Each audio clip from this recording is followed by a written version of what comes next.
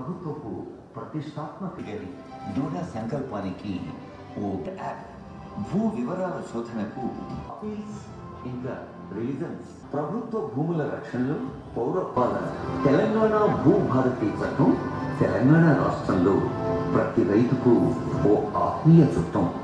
తెలంగాణ ప్రభుత్వం ప్రజా పంపిణీ క్రింద లబ్ధిదారులైన నిరుపేదలందరికీ సో అవన్నీ పరిష్కరిస్తూ మనకు ఇప్పుడు భూభారతి చట్టం చేయడం జరిగింది.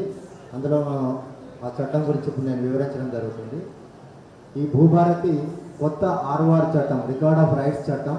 ఇందులో భూమి హక్కులు భద్రం, భూ సమస్యల సత్వర పరిష్కారం, ఇది రైతుల మేలు కోసం ప్రజాపాలనలో చారిత్రక మార్పు. ధరలో ఉన్న వివరాలు తాత్కాలికంగా భూభారతిలో కూడా హక్కుల రికార్డు, ఆర్ఓఆర్లో తప్పుల సవరణ, హక్కుల రికార్డులో తప్పుల సవరణకు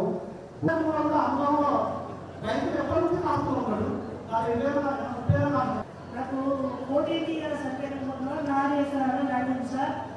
ఓటీటీ సర్వే నెంబర్లో 11 ఎకరాలు ఉంది. 11 ఎకరాల 21 గుంట బిట్టు నుండి ఇంతకుముందు ఏంటి అంటే సివిల్ కోర్టు పోవాల్సిన అవసరం ఉండే, ఇప్పుడు కోర్టులకు ఎక్కడికి పోవాల్సిన అవసరం లేదు. అత్యున్నతంగా కలెక్టర్ గారి లెవెల్లోనే 95% సమస్యలు పరిష్కారం అవుతాయి. ఏదైనా ఒక 5% ఉంటే అవి ల్యాండ్ ట్రిబ్యునల్ అని చెప్పి ఏర్పాటవుతుంది ఆ పరిధిలో అయితే కనుక.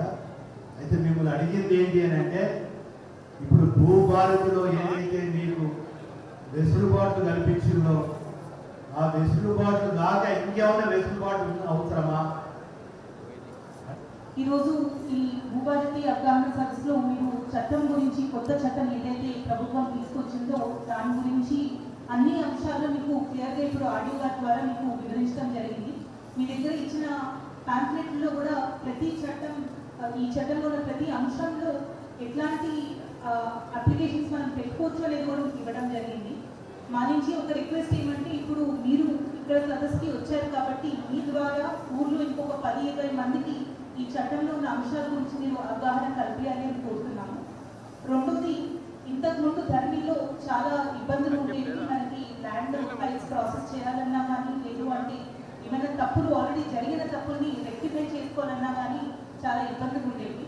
కానీ ఇప్పుడు ఈ చట్టంలో మనకి అంశాలు, ఎగ్జాంపుల్ అపీల్ అనే వ్యవస్థ ఒకటి, అలానే మనకి నోటీస్ ఇచ్చి ఎంక్వైరీ చేసి ఫీల్డ్లో సర్వే చేసి పంచనామా రాసుకొని ప్రాసెస్ చేయాలి అనేది, ఇట్లా 2-3 వ్యవస్థలు ఏవైతే వచ్చాయో దానివల్ల మనకి తప్పులు జరగకుండా, అలానే ఏమైనా తప్పులు జరిగి ఉన్నా కొని అవి సవరించుకునే అవకాశం మనకి ఈ చట్టంలో కల్పించారు. ఇప్పటి వరకు ఒక 45 రైతులు కొన్ని సమస్యలు పెట్టారు. ఈ సమస్యలు రావడానికి కారణము ధరణిలో స్పష్టత లేకపోవడం.